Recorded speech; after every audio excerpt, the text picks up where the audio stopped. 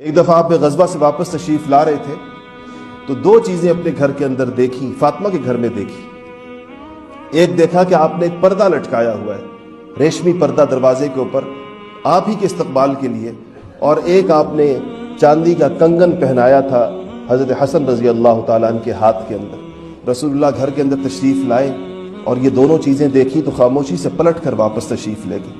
فاطمہ الزہرا سمجھ گئی کہ رسول اللہ صلی اللہ علیہ وسلم کو یہ ریشمی پردہ پسند نہیں آیا اور شاید حسن کی کلائی کے اندر پڑا ہوا یہ کنگن پسند نہیں آیا۔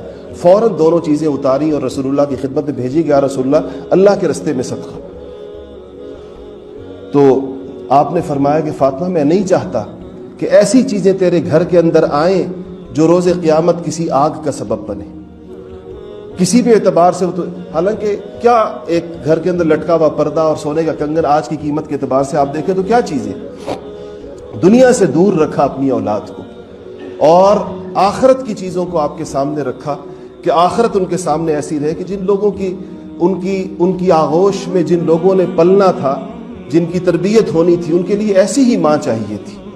اور رسول اللہ صلی اللہ علیہ وسلم کا اپنا گھرانہ پوری دنیا کے لیے ایک نمونہ بننا تھا، تو اس کے لیے ایسے ہی اخلاق چاہیے تھے، ایسے ہی کردار چاہیے تھے۔ اللہ جل شانہ نے ان کو گویا جیسے چن لیا ہو کسی کے لیے۔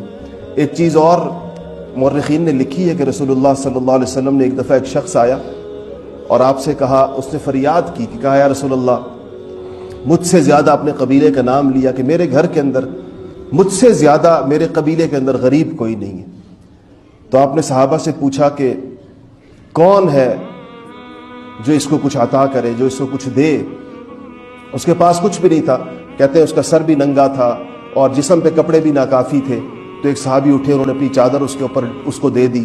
کہتے ہیں کہ ایک اور صحابی اٹھے، انہوں نے اس کے سر کے اوپر اپنا عمامہ رکھ دیا، آپ نے کہا اس کے سر کو کون ڈھانکے گا؟ ان کا سر ڈھانک دیا۔ پھر آپ نے پوچھا کہ اب اس کو کھلائے گا کون؟ تو سلمان فارسی نے کہا، ان کا اپنا بھی کوئی گھر نہیں تھا، سلمان فارسی کا مسجد میں رہتے تھے، تو انہوں نے کہا کہ یا رسول اللہ میں صحابہ کے گھروں کے اوپر لے جاتا ہوں اس کو، جس کے گھر میں کچھ کھانا ہوا وہ اس کو کھلا دیں گے۔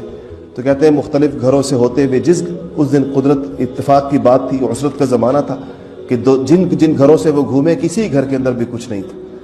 تو جب وہ آئے تو فاطمہ الزہرا کے دروازے پر پہنچے اور فاطمہ سے کہا کہ آپ کے ابا نے اس کو بھیجا ہے کہ اگر اس کو کچھ گھر میں کچھ کھانے کو ہو تو اس کو کھلا دیں۔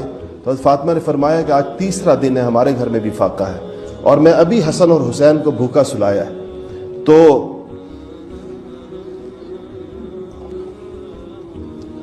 انہوں نے کہا کہ وہ جانے لگے تو آپ نے کہا کہ فاطمہ نے کہا کہ یہ میری چادر ہے، یہ لے جاؤ اور اس کو بیچ کر اس کے کھانے کا بندوبست کرو، ابا کا مہمان ہے۔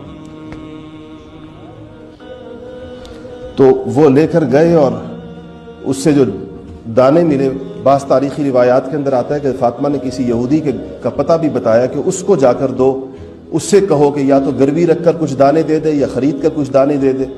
تو اس نے کچھ دانے دیے تو وہ لے کر سلمان فارسی آئے کہ چونکہ آپ کے گھر میں بھی فاقہ ہے تو کچھ اپنے گھر میں رکھ لیں، کچھ اس کو دے دیں۔ تو آپ نے فرمایا کہ ہم جب کوئی چیز اللہ کے لیے نکال دیں تو پھر اس میں سے اپنے گھر کا حصہ نہیں رکھا کرتے، اور یہ کہہ کر وہ سارا کا سارا اسی مسکین کے حوالے کیا۔